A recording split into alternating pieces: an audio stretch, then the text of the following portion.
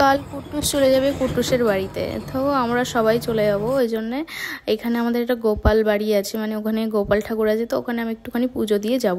তার জন্যে আগে আগে গেছিলাম সেখানে প্রসাদ আনতে গোপালের জন্য। তো প্রসাদ নিয়ে পুজো দিয়ে চলে এসেছে। আর কুট্টুসের বলেছিলাম পুজোর মানত ছিল, সেই সময় বৃষ্টি হচ্ছিল, তো মা একটা মানত করেছিল ইন্দ্রদেবের কাছে, যদি বৃষ্টি না হয় তো উঠোনে জল বাতাসা দেবে, তো সেটাই মা আজ দিচ্ছিল। আর এখানে এসেছিলো আমার একটা ফ্লিপকার্ট থেকে পার্সেলের মধ্যে ছিল বেলুন আর পাম্পার, কিন্তু বেলুন দেয়নি, পাম্পার দিয়েছে, তো আমি ওটা আবার রিটার্ন করে দিলাম। আর আজকে যেহেতু দশহরা ছিল ওই জন্য আজকে আমাদের দুপুরে চিড়ে মুড়ি এই সব খাওয়া হবে। সন্ধ্যাবেলায় আবার বাবা বেলুন এনেছিল, কারণ কাল আমরা চলে যাব, তো গাড়িটা একটু সাজিয়ে নিয়ে যাব। আর এই জন্য আমি সব জিনিসপত্র সব গুছিয়ে রেডি করে নিচ্ছি। মনটা ভীষণ খারাপ, পাক্কা 4 মাস বাবার বাড়িতে থাকার পরে ছোট্ট বাচ্চা নিয়ে বাড়ি যাওয়ার সময় যে কি কষ্ট যন্ত্রণা, সেটা যারা গেছে আজ পর্যন্ত তারাই বুঝবে।